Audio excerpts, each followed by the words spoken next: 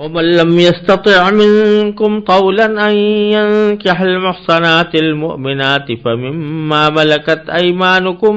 من فتياتكم المؤمنات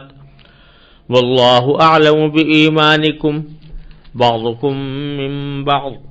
فانكحوهن بإذن أهلهن وآتوهن أجورهن بالمعروف محصنات غير مسافحات ولا متخذات أخدان فإذا أحصن فإن أتين بفاحشة فعليهن نصف ما على المحصنات من العذاب ذلك لمن خشي العنة منكم وأن تصبروا خير لكم والله غفور رحيم يريد الله ليبين لكم ويهديكم سنن الذين من قبلكم ويتوب عليكم والله عليم حكيم والله يريد أن يتوب عليكم ويريد الذين يتبعون الشهوات أن تميلوا ميلا عظيما يريد الله أن يخفف عنكم وخلق الإنسان ضعيفا۔ ان آیات کا ترجمہ یہ ہے، اور تم میں سے جو لوگ اس بات کی طاقت نہ رکھتے ہوں کہ آزاد مسلمان عورتوں سے نکاح کر سکیں تو وہ ان مسلمان کنیزوں میں سے کسی سے نکاح کر سکتے ہیں جو تمہاری ملکیت میں ہوں،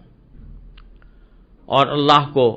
تمہارے ایمان کی پوری حالت معلوم ہے، تم سب آپس میں ایک جیسے ہو، لہذا ان کنیزوں سے ان کے مالکوں کی اجازت سے نکاح کر لو اور ان کو قاعدے کے مطابق ان کے مہر ادا کرو، بشرطے کہ ان سے نکاح کا رشتہ قائم کر کے انہیں پاک دامن بنایا جائے، نہ وہ صرف شہوت پوری کرنے کے لیے کوئی کام کریں اور نہ خفیہ طور پر ناجائز آشنائیاں پیدا کریں۔ پھر جب وہ نکاح کی حفاظت میں آ جائیں اور اس کے بعد کسی بڑی بے حیائی یعنی زنا کا ارتکاب کریں تو ان پر اس سزا سے آدھی سزا واجب ہوگی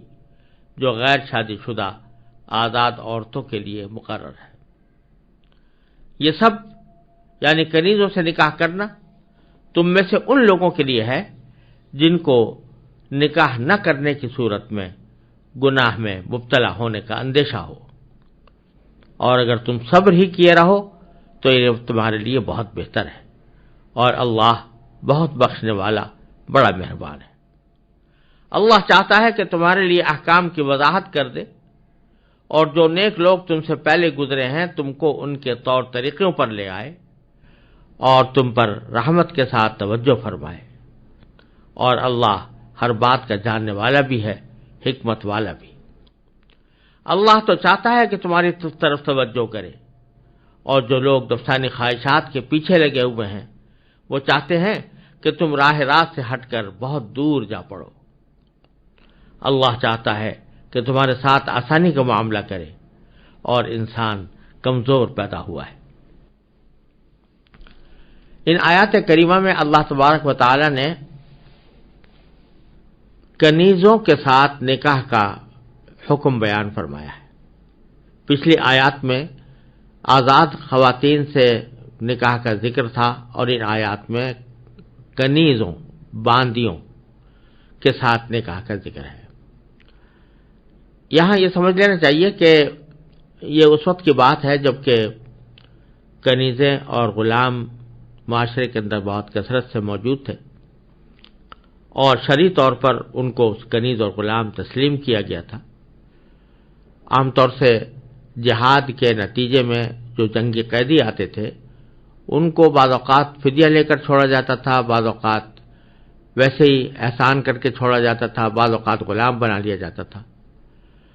اور اس کی بھی اجازت تھی کہ اگر کسی قیدی سے امام یہ محسوس کرے کہ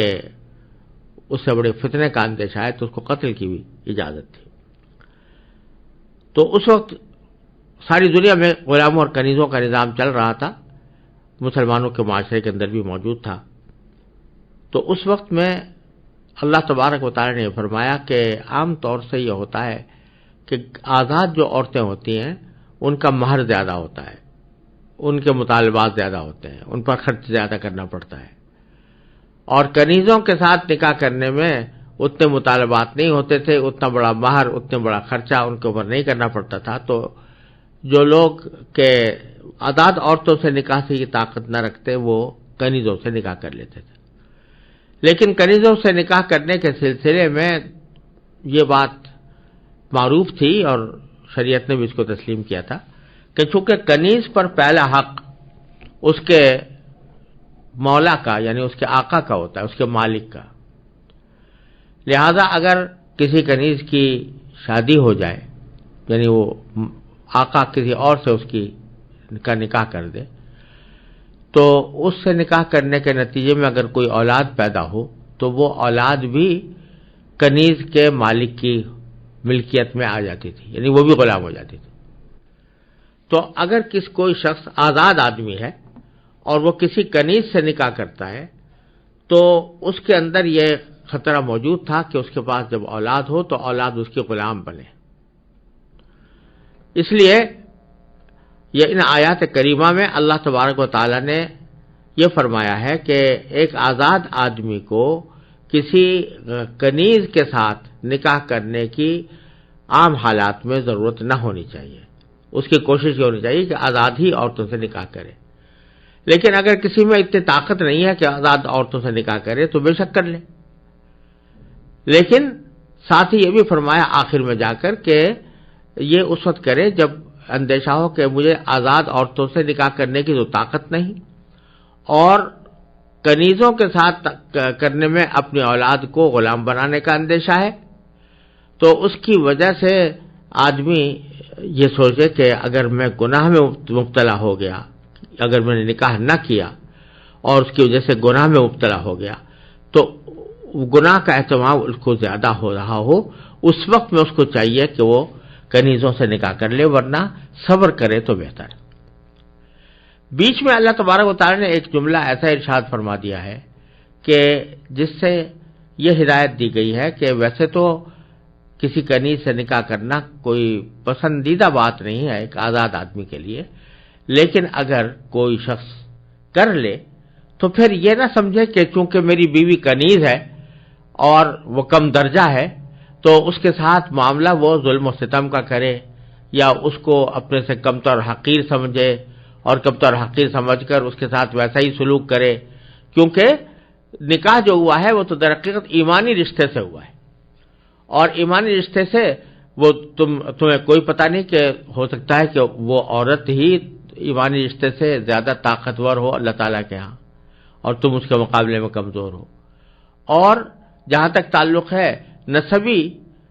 افضلیت کا تو آخر میں جا کر تو سب ایک ہی ماں باپ کے بیٹے ہیں، حضرت آدم و حوا علیہ السلام۔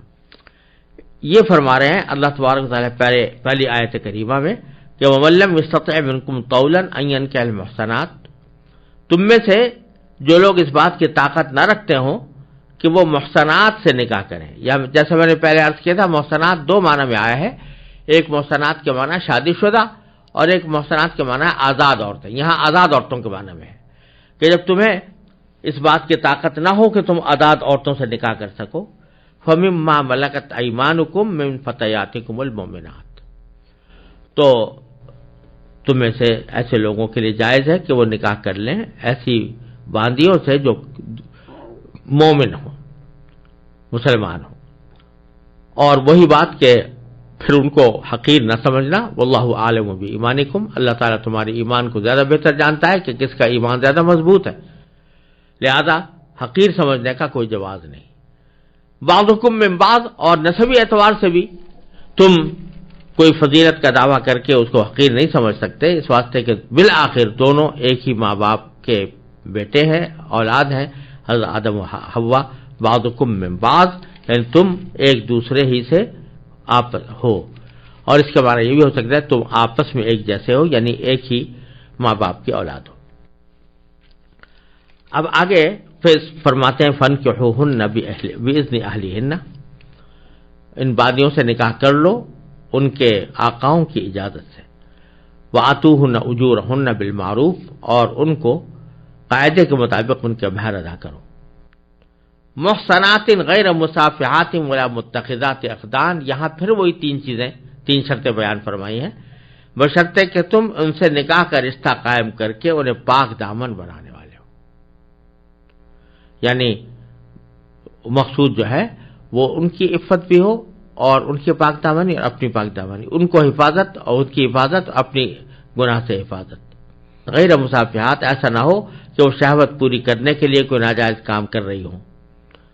اور ولا متخذات اخدان، اور نہ